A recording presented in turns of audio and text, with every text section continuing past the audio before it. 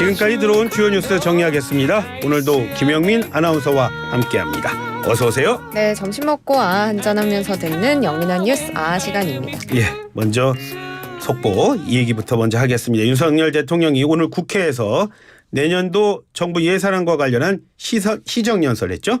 네, 그렇습니다. 오늘 내년도 정부 예산안과 또 민생경제 입법과제에 대해서 국회의 협조를 구하기 위해서 시정연설했습니다. 윤 대통령은 우리 정부의 재정 운용 기조가 건전 재정이다라고 밝혔는데요. 그래서 2024년의 총 지출은 2005년 이후에 가장 낮은 수준인 2.8% 증가하도록 편성을 해서 이 건전 재정 기조를 계속 유지해 나가겠다라고 밝혔습니다. 그래서 이 건전 재정이라는 게 단순하게 지출을 줄이는 것에만 그치지 않고 국민의 혈세를 낭비 없이 적재적소에 효율적으로 쓰자는 것이다라고 설명을 했고요. 예. 그래서 내년도 예산안 편성 과정에서 총 23조 원 규모의 지출을 구조조정했다라고 밝혔습니다. 관심이 많았습니다. 이재명 더불어민주당 대표와도 만났죠?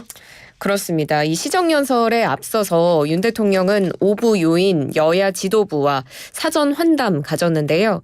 이 자리에 이제 이재명 더불어민주당 대표가 참석을 하면서 두 사람의 만남이 이루어졌습니다. 윤 대통령이 이 대표에게 이제 악수를 건네면서 오셨어요? 오랜만입니다. 라고 말을 건넸고 이재명 대표는 옅은 미소를 띄었지만 별도의 답변은 하지 않았습니다. 그 이후에 진행된 사전 환담은 비공개로 진행이 됐고요. 예. 윤 대통령과 이 대표는 민생 문제와 관련해서 발언한 것으로 전해집니다. 더불어민주당 의원들이 로텐더홀 그러니까 본회의장 바깥에서 장외 피켓 시위를 하기도 했습니다. 그렇죠? 네, 그렇습니다.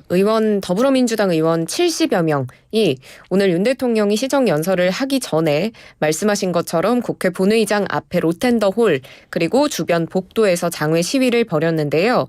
피켓 시위를 했습니다. 국정기조 전환, 민생경제 우선, 국민을 두려워하라 이런 피켓을 들고 침묵 시위를 이어갔습니다. 전체적으로는 침묵을 했지만 윤 대통령이 본회의장 앞을 지나갈 때는 여기 한번 보고 가세요 이런 고성이 들리기도 했고요. 윤 대통령은 침묵 시위를 한번 쳐다보고 엘리베이터를 타고 환담장으로 향했습니다.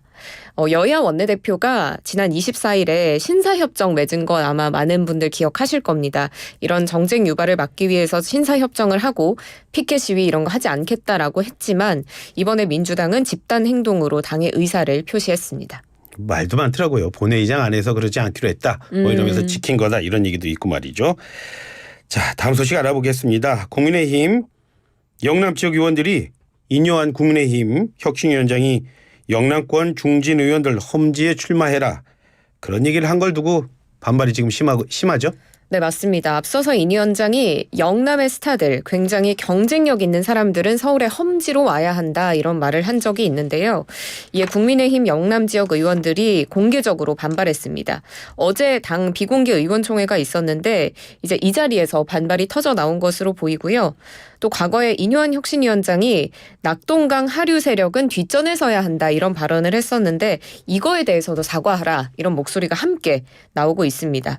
대구 달서 병을 지역구로 둔 초선의 김용판 의원, 인 위원장이 낙동강 하류 세력 운운하면서 대구 경북시 도민에게 깊은 영혼의 상처를 주었다라고 말했는데 예. 그러면서 이렇게 뒷전에 서라 이 말 자체가 마치 잡아놓은 고기 취급하는 격이다라고 불쾌함을 표시했고요. 해당 행위에 준하는 언동이기 때문에 인 위원장이 정중히 사과해야 한다라고 촉구했습니다. 상당히 거세게 반발을 했네요. 인요한 혁신위원장. 어떤 입장입니까? 네, 인 위원장이 어제 오후에 국립서울현충원에서 참배를 하고 이 자신의 영남 중진 서울 험지 출마 발언에 대해서 해명을 했습니다. 영남, 경상, 남북도의 훌륭한 국회의원들이 서울에 와서 경쟁력이 있으면 좀 도왔으면 좋겠다 이런 의미였다고 말하면서 직접적으로 누군가의 이름을 거명한 적도 없고 거기에 더 큰 의미도 없고 더 작은 의미가 있는 것도 아니다라고 반박을 했고요. 그리고 지금 낙동강 하류 세력 발언에 대해서 당내 의원들 사이에서 사과해야 한다 이런 목소리가 나오는 것에 대해서도 자신은 잘 모르기 때문에 확인하고 나중에 답변하겠다라고 즉답을 피하는 모습 보였습니다. 이렇게 되면 김기현 대표 만나면 기자들이 뭐 많이 물어봤을 것 같은데 김기현 대표는 지금 뭐라고 그래요? 네, 김기현 대표 울산이 지역구죠. 어제 의원총회 직후에 이 영남권 중진들 수도권에 출마해야 한다는 인 위원장의 주장에 대해서 어떻게 생각하느냐 이런 질문을 받자 혁신위에서 아직 제안해온 바가 없기 때문에 제안을 정식으로 해오면 말할 기회가 있을 것이다라고 즉답을 피했고요. 또 당이 영남권 이미지를 벗어야 한다는 취지로 이 발언이 읽히는데 어떻게 보느냐 이 질문에는 답을 하지 않았습니다.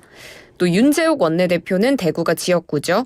혁신위가 시작했으니까 여러 가지 다양한 의견이 나올 수 있다라고 윤 원내대표는 말하면서 혁신이 공식적인 논의를 거쳐서 의결된 안건이라면 의견 표명할 수 있지만 아직은 그런 단계가 아니라고 조심스러운 입장을 밝혔습니다. 네. 오프닝에서도 제가 잠깐 말씀드렸습니다만 국민의힘이요. 김포시를 서울에 편입하는 걸 지금 추진하고 있어요. 그렇죠? 네, 그렇습니다. 김기현 대표가 어제 경기 김포시가 서울시에 편입될 수 있도록 당론으로 추진하겠다고 밝혔는데요. 어제 수도권 신도시 교통대책 마련 간담회에 김 대표가 참석해서 이런 이야기를 했습니다. 당 내부에서 검토를 했는데 김포를 서울에 편입하는 게 바람직하다는 결론을 내렸다고 말했습니다. 김포시는 그래서 다음 달에 이 서울 편입과 관련해서 시민들의 의견을 수렴할 계획이고요. 오세훈 서울시장도 다음 주에 국민의힘 소속의 김병수 김포시장 만나서 이 서울 편입 방안을 논의할 예정입니다. 예. 그런데 김포시뿐만 아니라 서울 인접 지역들이 많은데 그 지역들도 편입될 수 있다 뭐 그런 얘기도 있어요? 네, 맞습니다. 김포 외에도 서울 근교에는 광명, 구리, 고양, 하남, 부천 같은 지역들이 있는데 다 서울 광역권으로 묶이면서 서울로 편입될 수 있다는 일부 언론 보도가 있었습니다. 김기현 대표는 지금 김포뿐 아니라 서울과 경계하고 있는 주변 도시 중에 출퇴근이나 통학을 서울과 직접적으로 공유하는 곳들은 편입하는 것을 원칙으로 삼고 진행하려 한다 이렇게 말을 했고요. 예. 윤재욱 원내대표는 지금 단계에서는 김포를 우선으로 생각을 하고 있고 나머지 지역은 지역민들의 요구가 있을 때 검토할 생각이다라고 말했습니다. 야당은 지금 뭐라고 하고 있습니까? 더불어민주당은 좀 거리를 두는 모습입니다. 국민의힘이 총선을 앞두고 유권자를 갈라치기 하려는 정략적인 계산에서 나온 발언이다. 이런 반발도 나오고 있는데요. 민주당의 강선우 대변인은 이게 굉장히 뜬금없는 발표고 행정구역 개편은 신중하게 검토해야 하는 부분이라고 말했고요. 이계호 정책위 의장도 시도 간의 경계를 조정하는 문제이기 때문에 특별법으로 국회에서 결정할 문제라고 했습니다. 그리고 김동연 경기지사도 지난 27일에 라디오 인터뷰에서 이건 아직 진지하게 고려할 수 있는 상황이 아니고 현실성도 없다고 선을 그었습니다. 네. 자, 마지막 소식 알아보겠습니다. 걱정입니다. 이스라엘과 팔레스타인 무장정파 하마스 간의 전쟁이 지금 격화되는 모습을 보이고 있습니다. 그렇기 때문에 휴전해야 한다 이런 국제사회의 요구도 있는데 하지만 이스라엘 여전히 강경하다고요? 네, 휴전은 없다는 입장입니다. 이스라엘과 하마스 간의 전쟁이 지금 2단계로 접어들면서 본격적인 지상전이 시작됐다는 평가가 나오고 있는데 그래서 국제사회는 민간인 피해가 늘어날 수 있다는 우려 때문에 계속해서 휴전을 촉구하고 있습니다.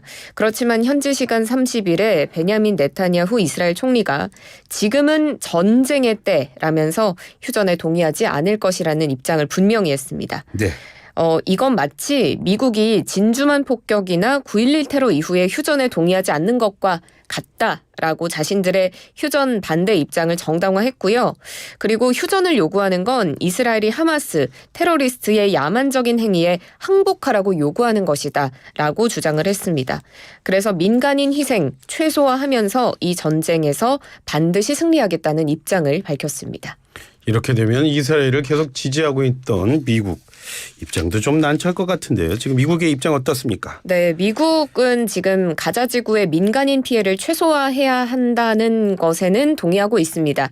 이스라엘의 전쟁법을 준수할 것을 계속 촉구하고 있는데요. 예. 그러면서도 하마스나 러시아와는 다르게 이스라엘은 민간인을 일부러 겨냥하는 게 아니라고 두둔하는 모습도 보였습니다. 존 커비 백악관 국가안보회의 전략소통 조정관은 이스라엘의 전쟁 목표는 민간인을 죽이는 게 아니라 아니라 하마스 테러리스트를 쫓는 거다 이렇게 말했고요. 그리고 지금 당장은 휴전이 정답이라고 생각하지 않고 지금 시점에 휴전을 하는 것은 오히려 하마스에게 도움이 된다고 판단한다면서 이스라엘의 휴전 반대 입장에 같이 보조를 맞추는 모습이었습니다. 네, 오늘 말씀도 잘 들었습니다. 고맙습니다. 고맙습니다. 지금까지 김영민 아나운서와 함께했습니다.